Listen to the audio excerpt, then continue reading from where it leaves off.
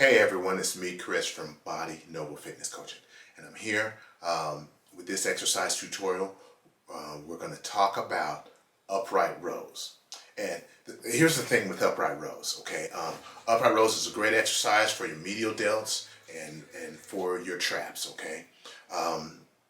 Some of you are kind of more inexperienced exercises and you don't really have a clear picture of your goals and how you want to look and things like that. But the medial delt in bodybuilding, okay, the medial delt becomes very important. Now, I understand all of you guys aren't bodybuilders, and that's perfectly fine, but where this applies to normal people who want to look good, here's my medial delts right here, middle of my shoulder, it has a little bit of a range there. It's not just a little small strip, it's kind of wide, Anyway, as I say that, the medial delt adds width to your shoulders. So as you're trying to look good or look better, one of the things that helps out with bodybuilding, which is basically, it's all about aesthetics. Bodybuilding is strictly about looking good.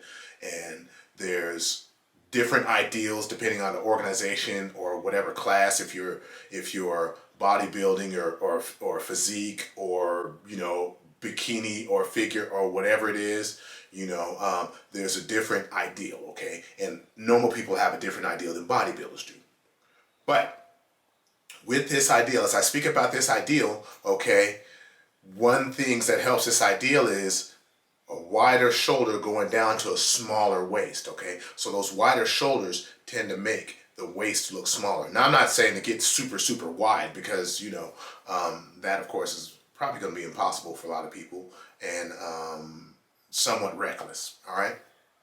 Okay, so exercises that work the medial delt, such as the lateral raises and the upright rows, are going to become very important, okay? Because you can hit those medial delts, and as you hit those medial delts and you build them, you're creating an illusion of a smaller waist. Okay, now, that being said, the upright row, and most people only look at upright rows and they do them one way.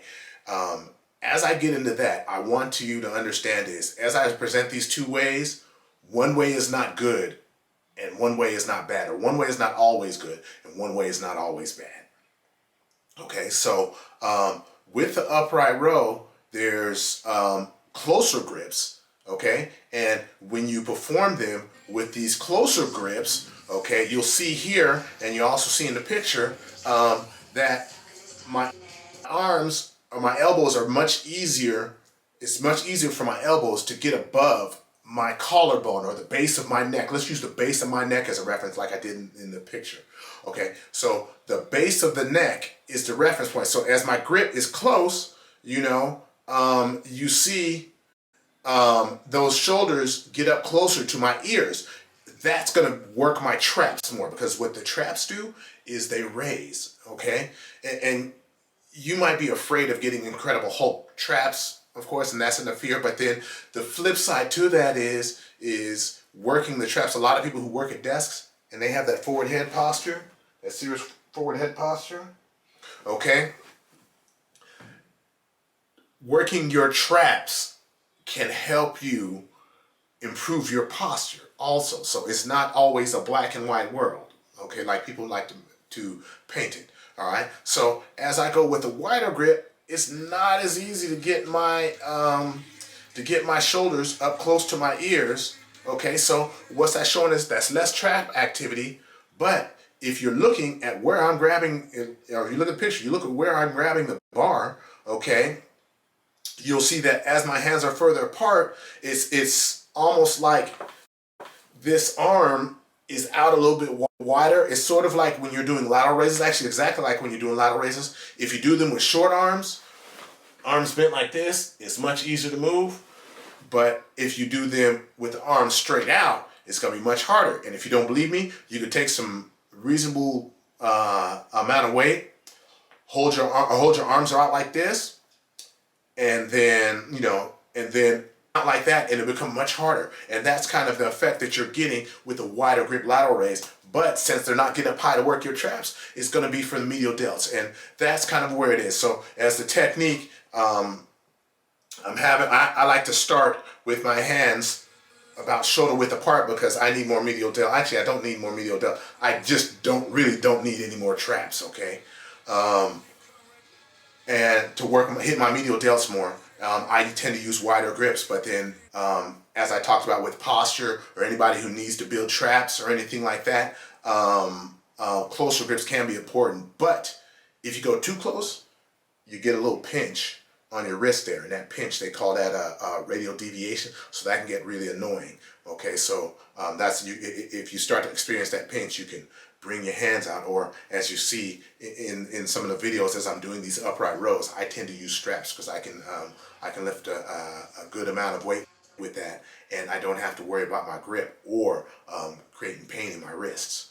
Okay, so that's something to think about. Just try to make sure that you're staying upright when you do these rows, and you're making sure you're not swinging and swaying the body. You're really just trying to use all your power, not by lifting with your hands, but lifting with your elbows. Most people focus on lifting with the hands, and they're not going to get the same effect.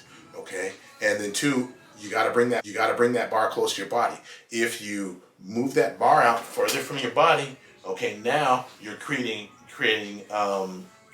more force. Basically, you're going to make it harder to hold on to the weight because now you're making you're creating a longer lever, or you're creating a longer lever with your shoulder joint. Basically, your shoulder connecting to the weight, you know, in this fashion. So you have to work harder to hold them up. So you want to keep it as close to your body as possible so you don't waste any extra energy. Okay, so this is my rather long tutorial on the upright row. Sorry I had to extend it out, but I wanted to make sure that everybody gets both sides of it so they can make an informed decision. Because most people, they say, okay, it's close grip and it's always close grip, and that's not always the case. You want to assess your needs. Okay, do I need to improve my posture? Do I need my trap? Do I need more trap work? Okay, maybe I need a closer grip. Do I need more medial delt work? I don't want to have traps. Then I maybe want a wider grip. You know, so that's something to think about. Okay.